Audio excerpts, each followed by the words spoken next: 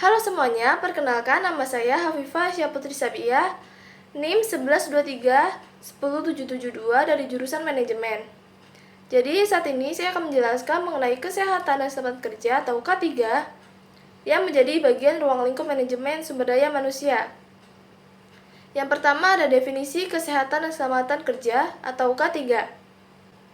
Kesehatan dan keselamatan kerja atau K3 adalah kegiatan yang dirancang untuk melindungi karyawan, lingkungan kerja, dan perusahaan dari risiko kecelakaan, cedera, atau penyakit akibat kerja. Menurut WHO, World Health Organization, K3 merupakan aspek penting dari kesehatan masyarakat yang berfokus pada pencegahan penyakit dan kecelakaan di tempat kerja melalui pengelolaan risiko dan promosi kesehatan. Menurut Peraturan Pemerintah RI Nomor 50 Tahun 2012, K3 adalah segala upaya yang dilakukan untuk mencapai kondisi kerja yang aman dan sehat. Lalu yang kedua ada aspek K3.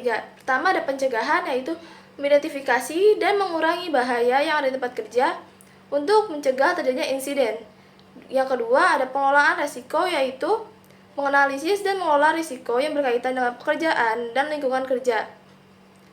Yang ketiga ada pelatihan, yaitu memberikan edukasi kepada karyawan mengenai praktik kerja yang aman dan penggunaan alat pelindung diri. Yang keempat ada kesehatan, yaitu memastikan kesejahteraan fisik dan mental karyawan melalui berbagai program kesehatan.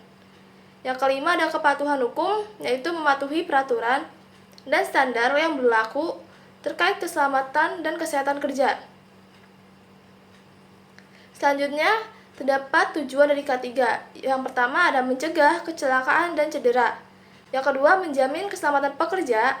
Yang ketiga, meningkatkan kesehatan dan kesejahteraan. Yang keempat, meningkatkan produktivitas. Dan yang kelima, mengurangi biaya akibat kecelakaan. Dan keenam, membangun citra positif perusahaan. Ketujuh, menjamin keberlangsungan bisnis. Apa saja tantangan utama yang dihadapi perusahaan dalam menerapkan K3? Yang pertama, minimnya pemahaman manajemen.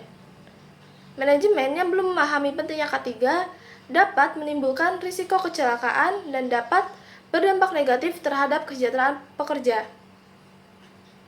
Yang kedua, kurangnya kesadaran dari sumber daya manusia atau SDM.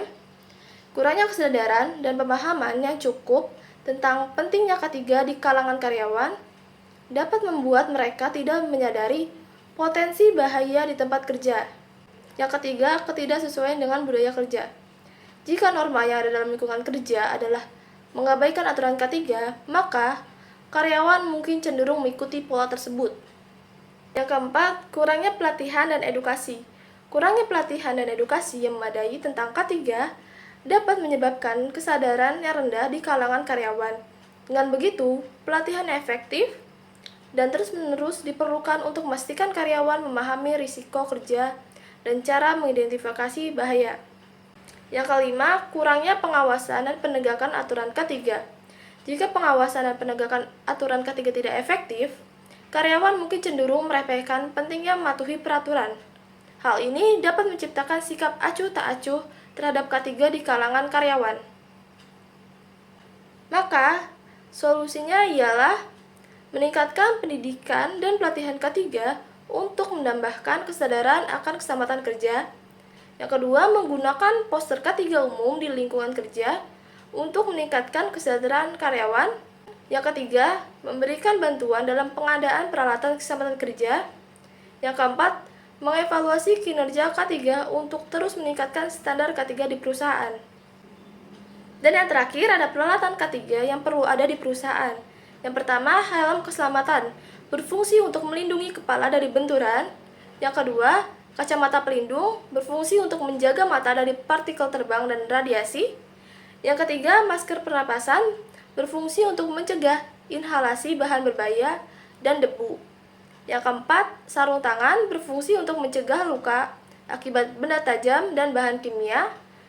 Yang kelima, sepatu keselamatan, berfungsi untuk melindungi kaki dari benturan atau jatuhan benda berat.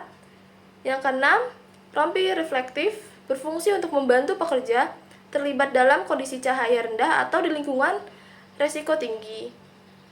Yang ketujuh, pelindung telinga, berfungsi untuk melindungi pendengaran dari kebisingan yang berlebihan. Yang kedelapan ada harness, berfungsi untuk pekerja yang berada di ketinggian.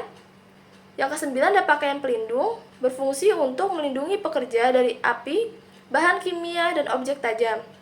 Yang ke-10 ada alat pemadam kebakaran, berfungsi untuk mengatasi kebakaran di lingkungan kerja. Yang ke-11 ada scaffolding, berfungsi untuk akses ke ketinggian yang aman.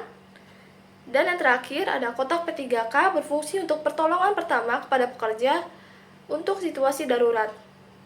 Baik, mungkin itu saja yang dapat saya sampaikan, kurang lebihnya mohon dimaafkan.